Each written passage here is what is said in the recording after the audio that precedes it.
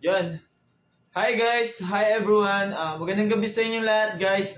Today is July 20, 2024. This is the day 14 para sa Big Bike Ipon Challenge natin guys. So sa 14 guys, magdadagdag lang ako ng 100 pesos kasi binuo ko lang talaga siya ng 4,000. So ito na yung pera natin para sa day 14. 4,000 na siya guys. Tingnan nyo guys, napakaganda. Shit, grabe. Solid. So yun guys, no. Mayroon na tayong 4,000 para sa day 14 natin guys. Pero kailan lang, no? Grabe, solid talaga para pag nag-ipon ka guys. Kaya pala, no, nagtataka ako sa amin, yung mga vendor sa amin. Kwento tayo. Story time tayo guys. So yun, mag-story time tayo guys. Yung mga vendor sa amin, alam nyo ba, may mga apartment sila sa amin na pagmamayari ng mga vendor. So siguro guys, ito yung mga ginagawa nila. Kaya kayo, may mga nakikita kayong mga vendor dyan na akala nyo lang may hirap kasi sa mga suot nila, sa mga forma nila, sa itsura nila, akala mo lang mahirap guys, pero pag hindi nyo alam kung ano yung katotohanan sa likod ng pagiging vendor guys. Yung mga nagtitinda sa tapat ng SM, sa mga gilid ng kalsada, guys, alam nyo ba sa amin, sa compound namin, mga vendor yung may-ari ng mga paupahan doon. So, biruin nyo guys, grabe, siguro ganito yung ginagawa nila. Alam nyo sa, yung may kakilala ko, syempre, sa amin, vendor lang siya, pero may paupahan siya na 3-story. Tsaka hindi lang yun, bali may isa pa akong kakilalang vendor. Ngayon, nagpa-renovate siya ng bahay niya guys. Ilang kwarto yun? 3 sa ilalim, 4 sa taas. So bali guys, nakaibigan ko siya dati kasi naging kaibigan ko to guys, naging kakilala ko to kasi nagmamanok din siya dati. So dati kasi throwback mga past year ko. Kasi ako guys, nagsusugal. So yun, silimuot ng buhay ko. So yun, ang daming nawala sa akin. Like meron akong enduro na motor, alam niyo yung mahabang motor. So ayun, nawala yun dahil sa pagsusugal ko. So yun, na-realize ko one day na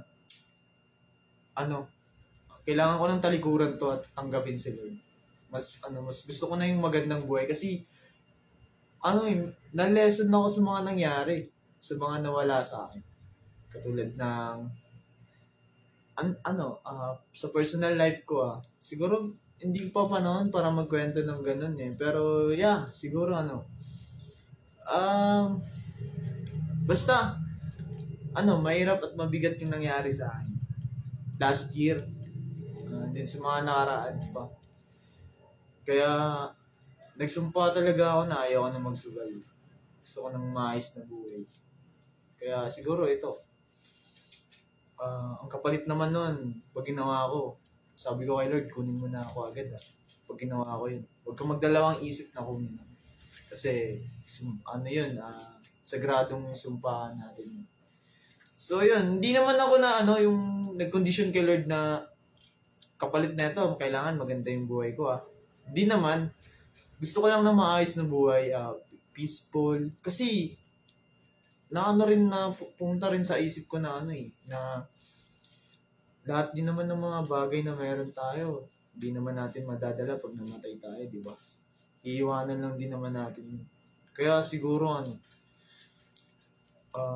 ayun, ito yung mindset ko ngayon. Masaya naman, happy naman. So ayun, hindi na natin to pababain. Maikli lang to, sorry sa inyo.